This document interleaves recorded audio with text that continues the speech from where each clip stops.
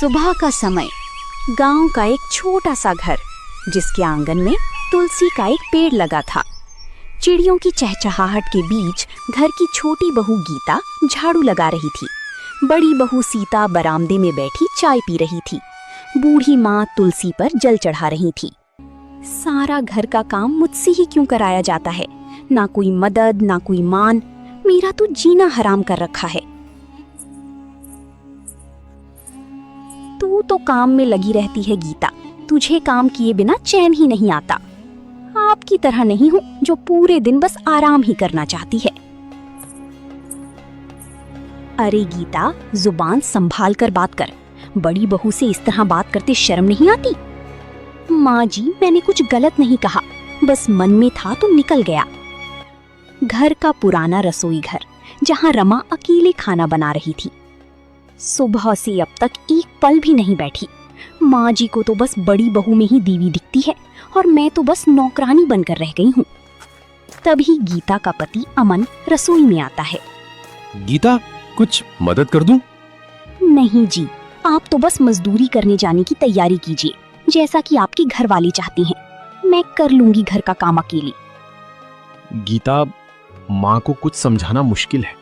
वो बचपन से ही भैया को ज्यादा मानती आई हैं और बहू के रूप में भी वो सीता को ही देखती हैं। दोपहर का समय। आंगन में माँ और सीता बैठी थी। सीता बेटी, तू तो इस घर की लक्ष्मी है। तेरे भाग्य से ही मेरे घर में पोता हुई है। माँ जी, ये सब आपका आशीर्वाद है। और उस गीता को देखो, वो तो बस अपनी दुनिया में मस्त रहती है। हाँ, बस खुद को ही चालाक समझती है वो। तेरे जैसे संस्कार थोड़े ही हैं उसमें। गीता दूर से सब सुन रही थी। उसकी आंखों में आंसू आ जाते हैं। रात का समय, सब खाना खा चुके थे। गीता चुपचाप बर्तन धो रही थी। गीता, तुम्हें बुरा लगा जो माँ ने कहा?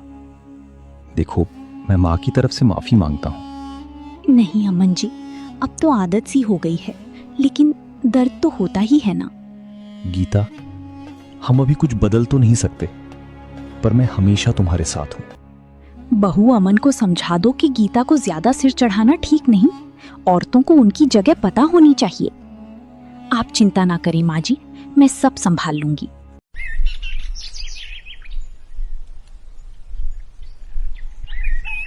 सुबह का समय। गीता रोज की तरह जल्दी उठ चुकी थी और चूल्हे पर चाय चढ़ा रही थी। बाहर से माँ और सीता की हंसी की आवाज आ रही थी। मेरी तो हर सुबह एक जैसी होती है, कोई बदलाव नहीं, बस काम, ताने और तिरस्कार। क्या यही लिखा था मेरे भाग्य में? तभी गीता की सास रसोई में आती है। गीता, सीता के लिए अदरक वाली चाय बना देना, आज उसकी तबीयत थोड़ी नासाज है। मेरी भी तो रात से तबीयत ठीक नहीं है माँ जी, फिर भी आपने मुझसे कुछ नहीं पूछा। ओह, अब बीमारी के बहाने बनाने भी सीख लिए तूने। अरे सीता से कुछ सीख, जो बिना शिकायत सब करती है। गीता चुपचाप आंसू रोकते हुए चाय में अदरक डालने लगती है। उधर बड़ा भाई रवि काम से लौटता है। माँ, मैं आ गया। आ बेटा, थक गया होगा। गीता, जल्दी से पानी ला। अभी लाई माँ जी। गीता सब देख रही थी कि किस तरह बड़ी बेटी और बहू का सम्मान किया जा रहा है, लेकिन उसे कोई नहीं पूछ रहा। इसके बाद आंगन में पूरा परिवार साथ बैठता है, केवल गीता को छोड़कर। रवि बेटा, हमें अपनी पोते के लिए अच्छे स्कूल का इंतजाम करना होगा। तेरा बेटा बहुत होशियार है। हाँ माँ, कल ही शहर चलकर देखता हूँ। अरे हाँ माँ जी, हमारा गोलू तो सब में अव्वल आएगा। माँ, गीता भी तो पढ़ी लिखी है, वो भी घर के बच्चों को पढ़ा सकती है। इस बहाने कुछ कमाई हो जाएगी। हमें किसी परदेसिन की पढ़ाई की जरूरत नहीं। हमारी बहू तो सीता है, गीता तो बस बोझ है। सन्नाटा छा जाता है। गीता कलेजे पर हाथ रखकर दूर खड़ी सब सुनती है। रात का समय।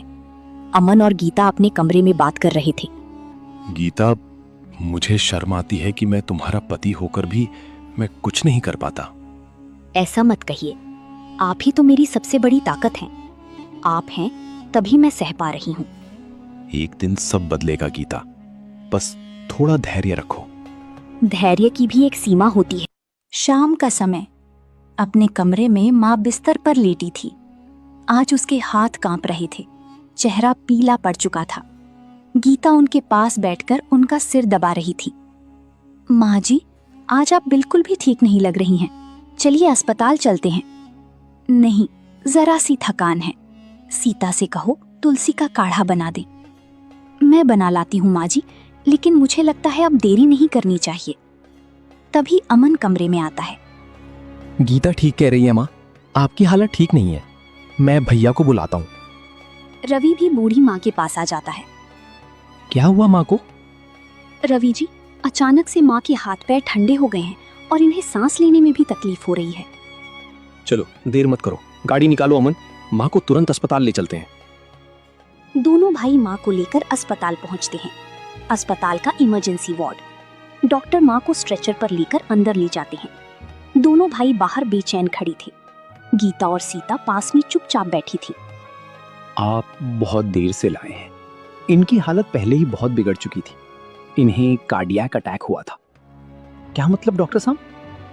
हमें खेद है, आपकी माँ अब इस दुनिया में नहीं रही। सन्नाटा छा जाता है। सीता रोने लगती है।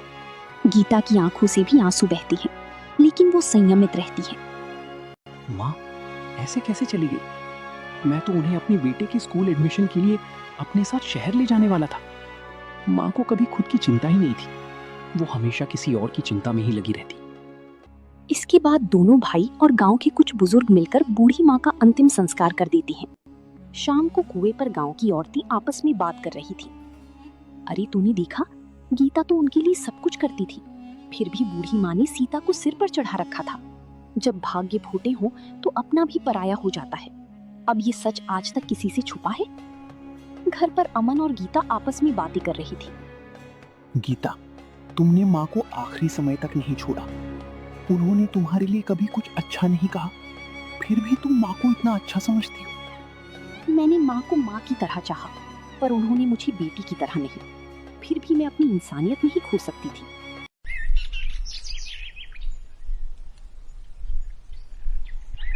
एक महीने बाद आंगन में दोनों भाई बैठकर माँ की जमीन जायदाद के कागज ढूंढ रहे थे। तभी एक पुरानी लोहे की पेटी से माँ की संपत्ति से जुड़े दस्तावेज निकाले गए। गीता और सीता थोड़ी दूरी पर बैठी सुन रही थीं। देखो अमन, कुल मिलाकर 5 बीघा जमीन है और पुराना घर। अब इसे हमें आपस में बांटना है। हाँ भैया, आधा आधा बांट देते हैं, यही ठीक होगा। नहीं, ऐसा नहीं चलेगा। मेरा परिवार बड़ा है, मेरा बेटा है, आगे उसका भविष्य भी देखना है। तो क्या भैया, मैं तुम्हारा छोटा भाई हूं, मेरा भी परिवार है और मैं भी इस जमीन का बराबर का हिस्सेदार हूं। सुन, मां मरने से कुछ दिन पहले मुझसे बोली थी कि अमन की कोई संतान नहीं है, तेरे जिम्मे ही सब कुछ रहेगा, इसीलिए तुझे सिर्फ 20% हिस्सा मिलेगा। भैया, मां ने मुझसे ऐसा कुछ नहीं कहा और ना ही उन्होंने कुछ लिखकर छोड़ा है। अगर ये बात सच थी तो आपने पहले क्यों नहीं बताया? मां को लिखना नहीं आता था, लेकिन उन्होंने मुंह ज़बानी कहा था। अब तू माने या ना माने, मुझे तो 80% हिस्सा चाहिए। इतना सुन गीता और अमन अपने कमरे में चली जाते हैं। अब तो आप भी नहीं रही जो सच का फैसला कर सके, और आपके भैया इतने चालाक हैं कि वो आपकी कोई बात नहीं चलने देंगे। मैं झगड़ा नहीं चाहता गीता, पर अन्याय भी नहीं सह सकता। माँ के पक्षपात ने भैया को लालची बना दिया। अमन, अब फैसला तुम ही करना होगा। अन्याय सहने वाला भी उतना ही दोषी होता है जितना कि करने वाला। उधर सीता और रवि खुशी से आपस में बातें कर रहे थे। आपने सही किया जो जमीन का 80% अपने पास रखा। यदि हम उन्हें बराबर का हिस्सा देते तो हमें क्या बचता? हाँ, मैं बड़ा हूँ और जमीन का ज्यादा हिस्सा रखने का हक मुझे ही है।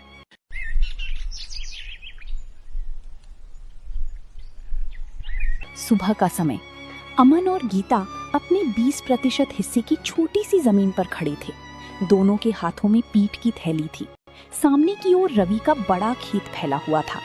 ऐसे ही जब गंगा और रमेश घर की ओर जा रहे थे, तभी रास्ते में अचानक गंगा की नजर उन चाचा पर पड़ गई जिनके साथ वो कल ही माँ के घर से अपने ससुराल आई थी।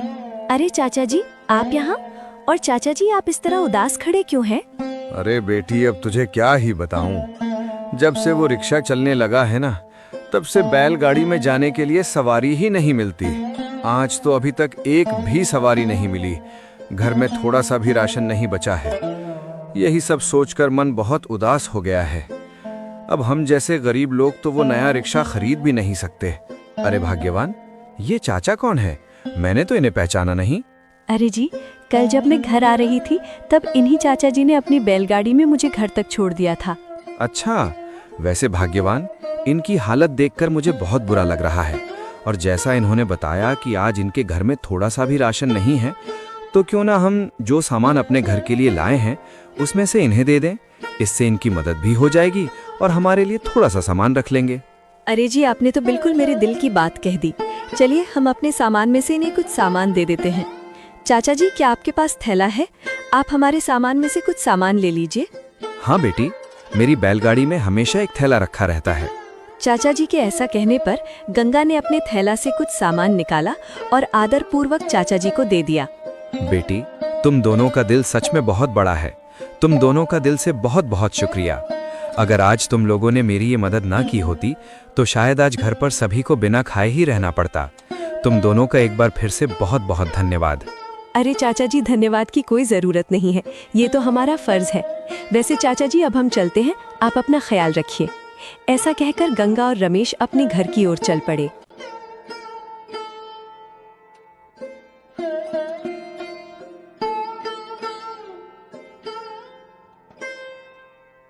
भाग्यवान, मुझे तुमसे एक बात पूछनी थी। हाँ जी, पूछिए ना, क्या बात है? भाग्यवान, मुझे एक बात समझ में नहीं आती कि तुम अपनी दीदी से इतनी नफरत क्यों करती हो। सौतेली ही सही, वो तुम्हारी बहन तो है। तुम दोनों एक ही घर में साथ साथ खेलते हुए बड़े हुए हो। ऐसे में दिल में इस तरह की नफरत पालना ठीक बात नहीं है। अरे जी, अब आप भी उस गरीब गंगा की तरफ होने लगे हैं। आखिर आपने उस लावारिस गंगा में ऐसा क्या देख लिया जो आप मुझसे इस तरह बातें कर रहे हैं? अरे भाग्यवान, मेरा कहने का मतलब वो नहीं है जो तुम सोच रही हो। मैं तो बस इतना कहना चाहता हूँ कि तुम दोनों ही बहनें हो और अगर तुम मिलजुल कर रहोगी तभी जीवन में खुशियाँ आएंगी। आप ये सारी बातें रहने ही दीजिए। मैं उस लावारिस गरीब बहन के साथ मिलजुल कर नहीं रह सकती हूँ। कृपया आप ये सब बातें यहीं छोड़ दीजिए। विवान भले ही अमीर था, लेकिन उसका मन सीता की तरह अमीरी गरीबी का भेद नहीं करता था। वो स्वभाव से सीधा साधा, सरल और नेक इंसान था।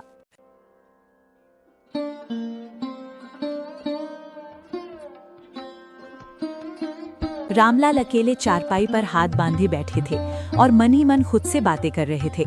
पता नहीं भाग्यवान और सीता गंगा से क्यों इतना नफरत करती हैं। सौतेली हुआ तो क्या हुआ, वो भी इसी घर की बेटी है।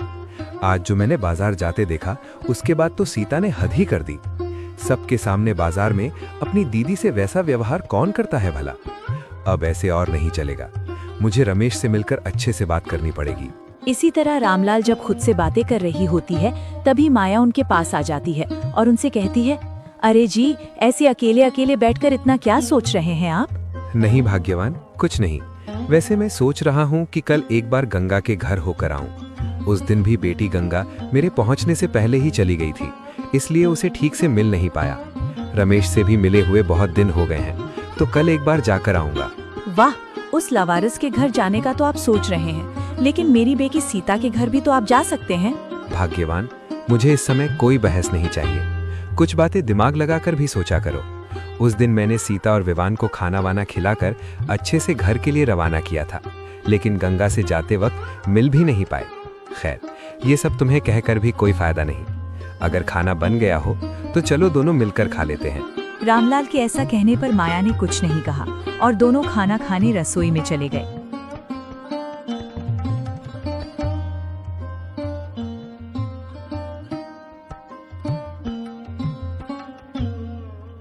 रात का समय रवि और सीता आपस में बहस कर रहे थे। कहते थे, माँ ने 80% दिया है तो राज करेंगे। अब देखो हाल, अमन आधी जमीन में 2 गुना कमाई कर रहा है। पता नहीं क्यों माँ की दी गई जमीन तो मिल गई, पर चैन नहीं मिला।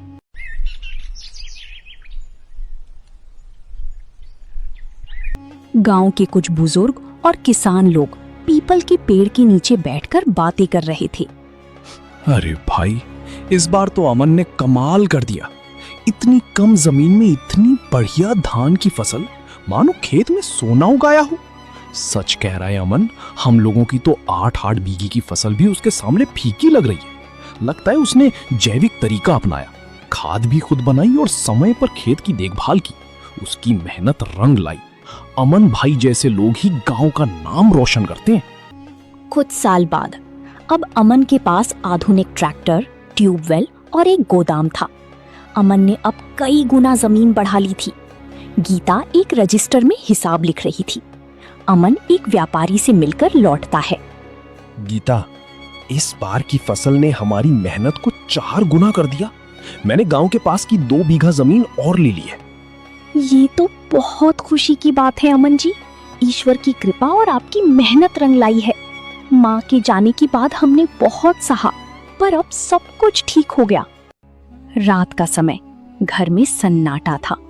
रवि का बेटा खाट पर लेटा था, जो बीमारी की वजह से काफी कमजोर हो गया था। रवि और सीता उसकी ओर चिंतित निगाहों से देख रहे थे। एक कोने में दवाइयों की थैली रखी थी। रवि, दवाई की आखिरी खुराक भी दे दी। डॉक्टर कह रहा है कि ऑपरेशन जरूरी है। सीता, 2 बीघा जमीन बेच चुका हूं, अब कुछ भी बचा नहीं। ऊपर से सेठ हर दिन आकर धमकाता है। रवि का चेहरा पसीने से भीगा हुआ था और आंखें डरी हुई। रवि, मेरे पास एक रास्ता है। हम अमन से मदद मांगेंगे। क्या? अमन से? मैं उसके आगे हाथ नहीं फैलाऊंगा। रवि, अब बात अहंकार की नहीं, हमारी बेटी की जान की है। अगर आज माँ जिंदा होती तो शायद ये दिन ना देखना पड़ता। ठीक है, कल सुबह चलेंगे, जो होगा देखा जाएगा।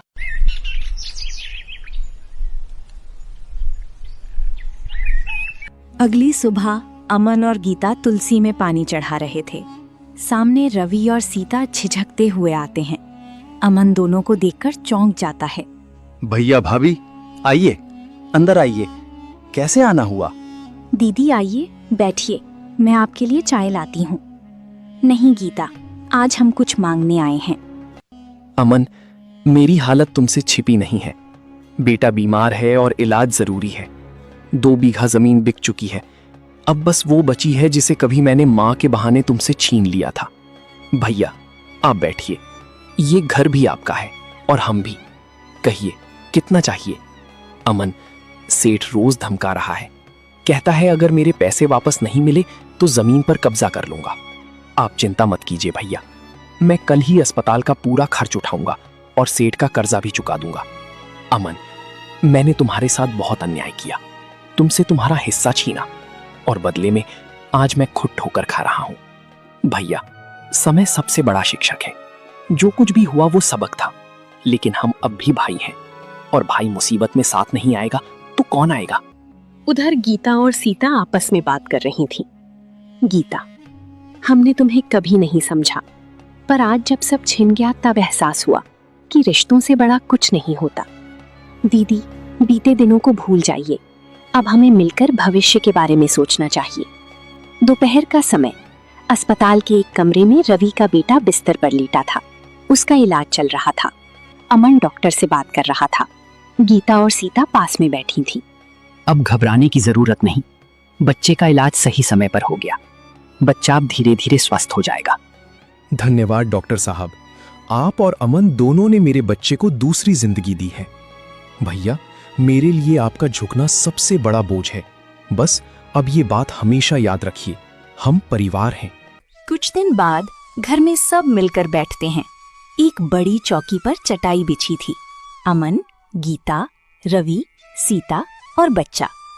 गीता, अगर तुम ना होती तो आज हम ना जाने किस हालत में होते।